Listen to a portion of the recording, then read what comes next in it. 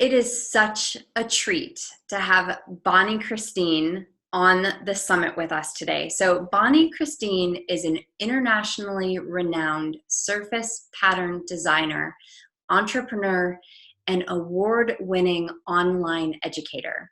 She's been creating delicate and ethereal artwork for brands and products around the world since 2009.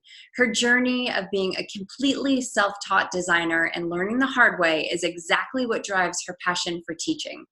Over the past 8 years, she's had the honor of teaching over 50,000 students the art of surface pattern design and the business side of being a successful creative entrepreneur.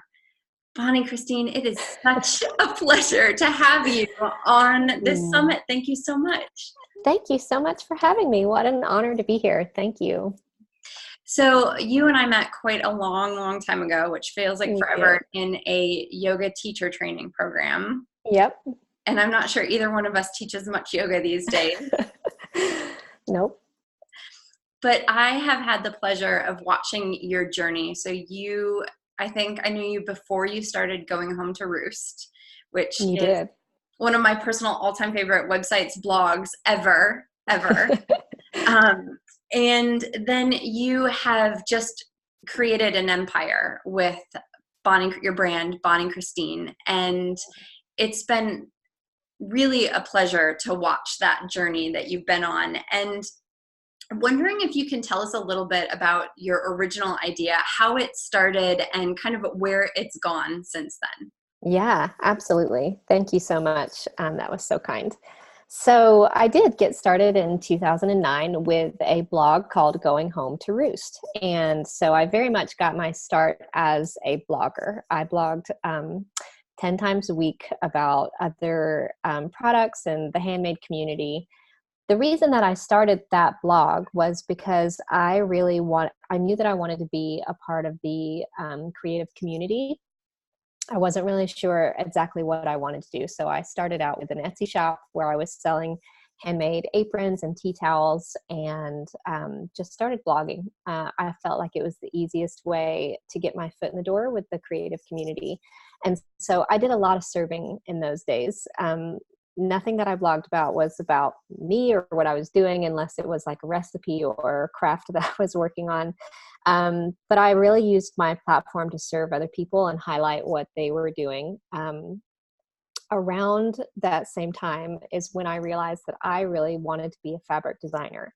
My mom owns a quilt shop. I had grown up in her shop and grew up sewing, and I was working part-time for her, meeting with fabric reps to see all the collections and decide what we wanted to carry in the store. And I'm an entrepreneur at heart. I always knew that I wanted to work for myself. And this is when it hit me, was like when I realized that there was someone's job was to make artwork for patterns for fabric and wallpaper and stationery. Like, I'll never forget the feeling that I had. It was like everything that I loved wrapped up into one opportunity. The problem was that I didn't know how to design, and I had already graduated from business school. So there was no going back to design school for me. And I really let this huge, overwhelming, like big dream sit for quite a while until one day I just decided to start trying my best to start doing one thing every day in order to accomplish that dream. And so that is what I did. And over the course of about 2 years, I did do something every day. And a large part of it was that I needed to learn Adobe Illustrator. This was like 2009, 2010. So there were no real online courses for surface design. No one was really teaching anything about it. And so the short end of the story is that after 18 months, I signed my first contract as a fabric designer, and really, really just got started in an industry that I could have never imagined being a part of. Just absolutely my dream come true. So that learning process is, like you said, really what drove me to want to be an educator too. wasn't my original intention, but after I went through that learning process, I told myself that if there was anything I could do to give back to people who wanted to do something similar, that I wanted to share everything that I had learned along the way. So I began teaching surface design in 2013. And teaching is of course, still licensed. I still design fabric, and then education is a huge part of what I do today. So. And you educate, I have to say, even those that aren't, for me, getting to watch your journey, like your entire journey has been like a course in creativity and entrepreneurship. I mean, I've followed the work that you've done for a long time, and the work that you're doing, and you know, reading on your blog and your About Me, you talk about how it took 10 seconds of creative courage. And that how you use that trick even now. And I think that your example in doing that and being courageous and putting yourself out there and your work out there, it sparks so much creativity, and it more than you'll probably even ever know. I mean, I think that the impact that you're having on women and women in the creative world is bigger than what you'll ever even realize, because it's made a huge impact in my life personally. Oh, thank you. You're right. Having 10 seconds of courage is something that I heard a long time ago from my pastor.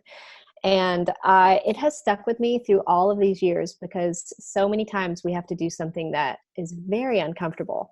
But if we can just do it, if we can just have 10 seconds of courage, it's almost always better immediately. So things like introducing yourself to an art director, or picking up the phone to call a company, or standing in front of a crowd, or doing an interview. Like one thing that I like to say sometimes is, like, if you're in your comfort zone, where you really want to be is just outside of your comfort zone. And then that area eventually gets comfortable. And then your comfort zone is bigger. And then you've got to step out of it again until you're comfortable there. And then it gets bigger. And it's just over and over and over again. So the things that I was very found nerve-wracking at the beginning, I don't anymore. But I still find things nerve-wracking today. And it's just a process of like always doing that. So always growing. Yeah. So I'm curious, what does creativity mean to you? Do you have a definition of creativity? I love this. Have thought about it quite a bit. And to me, creativity is doing a work or a job that is completely dependent on, it's idea based. It's completely dependent on what you come up with in your mind. You have no one telling you what to do. You have no job description. You have nobody to answer to. All of it is like self-driven from your own brain and your creative brain, and the ideas that you have are what you're able to put motion on. And I think for me, of course, creativity is doing creative things like creating artwork and that. But for me, being a creative entrepreneur, it's that, and then it's so much more. It's really relying on my ability to have an idea and bring it to life. That makes me a creative entrepreneur. Yes. And you know, not only are you a creative entrepreneur, but you work with thousands of creative entrepreneurs. So I do. You do. I mean, what do you feel like the biggest problem facing creativepreneurs is? Yeah. So to me, there's one thing that I hear over and over and over again, and it is the lack of it's kind of related. One of two things: either I don't have time to make kind of progress on where they want to go, or they have a hard time with their time management. Or their workflow. And so many times, because we're creative entrepreneurs, that means we're in charge of setting our own deadlines, means we're in charge of making sure that we have dispersed income throughout the year. It means that we have many of us work from home, which means that we have a million things that we could do, and we have to decide what we need to do. I have 2 small children. Tons of the people I work with also have small children. So that effort of just of time management and really being able to hold yourself accountable, take yourself seriously. From the outside looking in, for me at the beginning, so, it really looked like, what was I doing? I was just at home all day blogging or whatever. And so from the outside looking in, it looked like I was available for lunch dates and phone chats and drop by visits. And it took me really getting serious about what I was doing in order to relay that to the people in my life. It may look like I'm just at home, but I am working and I have appointments and I have deadlines. And if I don't answer to myself, then I don't have anybody else who's holding me accountable. So to me, that has been the biggest thing that I work through with other creatives and creative entrepreneurs. Thank you so much for sharing that. I'm Yeah, also curious, do you have any creative rituals that you do on a daily basis?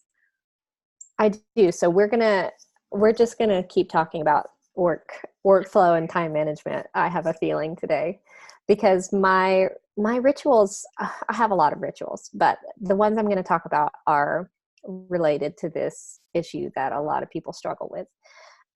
So two things that I do. One thing I do on an annual basis that for me was like a line in the sand. Like before I started doing this, I scrambled. And after I started doing this, I had a real method to my work. And it is annual planning. So at the beginning or at the end of one year, you might be able to see it. I have a huge calendar behind me that is Oh, yeah. it's a whole year. Of course, you don't have to have a huge calendar like this, but it's what I use. I love this so much. So I wipe it clean, I fill it out for the next year, and I start planning my year because I have a pretty good idea of the things that I'm 12 months out from. And so I start with family. I start with family vacations or family time that I want to make sure to block off in my schedule, any holidays that my children have or something like that. Then I start with trips that I already have planned for sure, whether they're business or not. And then I start in on the big things that I do each year. For me, I launch a course, I have fabric collections due, I have a membership that I open twice a year, and then I have some other fun things sprinkled around in there. And so being able to put that on the calendar, first and foremost, gives me a flow to my whole year. It allows me to put my income makers kind of dispersed in a way that will make sense. So for a long time, I would have a really good income maker and then 6 months later kind of be scrambling because I didn't have anything that I was planning for. The other thing that it does is allow me to have a long enough runway for each of the things that I really want to focus on, so that I know that I have enough time to give it the time that it needs, and also enough time to really start talking about it with my audience. So there's no feeling of being rushed or feeling like I have this idea and I'm in a rush to get it to the market. Like there's plenty of time. And then finally, the thing that it really does for me is allows me to see clearly what I need to say yes to and what I need to say no to. So if I have an opportunity that comes up, I can quickly reference my annual plan and really quickly see whether it's going to be worth adding it to my calendar or not. So I'm a huge fan of annual planning. Love that. The other thing that I love to do is really decide on a top 3 tasks for each day, because I feel like most creatives love a to-do list. Like they love writing and they love checking off. And if you are like me, I can work all day on things that are work, sharing on social media and checking email and responding to emails. And a lot of times, if I don't have a priority, if I don't have highlighted like a top 3 that I need to get done for the day, then I will spend the whole day working on things that leave me feeling like I didn't accomplish very much. So I have a top 3 for each day. And I know that even if I don't get anything else done, those 3 things are going to leave me feeling very accomplished. And one of those things is usually something that's moving me towards accomplishing a goal that I have. So I still use that trick I love that. all the That's time. a trick I do too. And when I hit all three of those, it makes me feel so good. Makes you feel so good. And sometimes they are house chores, or something, but I at least have a mission for the day of like top three things that I know will leave me feeling accomplished. And then I can kind of work on the other to-dos after I accomplish those. That's excellent. Yeah. So in this creativity summit, and with Yoke and Abundance, something that I'm always really curious about is the inner wise woman, that wisdom that we all have within that is unique to us. And I'm wondering, or maybe even not unique to us, maybe it's the collective unconscious of wisdom. So how does creativity and creative practices, how does that help you access your inner wise woman? Yes, this is such a good question. For one, I think that when you are a creative entrepreneur and you are pulling from your own ideas, you kind of get used to that. Like you kind of get used to turning inward and really using your own brain, which obviously we all do. But there is like using your brain, and then there's something that I call like super thinking. And super thinking is, like when you really clear your desk, you remove all distractions and you do like your highest level work.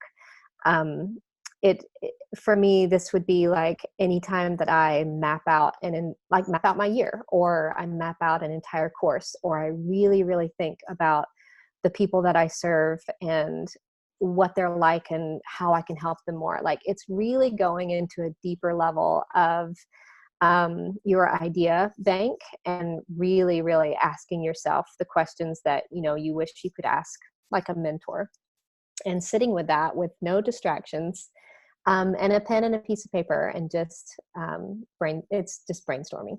So I try to do that at least once a week. I try to really just clear my schedule and have a super thinking session so that I can really, that is where I make kind of my big plans. And then the rest of the week can go on a bit of autopilot. Like I know what I need to do because I have had a super thinking session.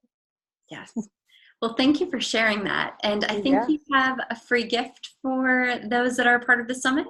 I do. So because you can tell that I'm such a nerd when it comes to like workflow and time management, I am coming out with a planner for 2020.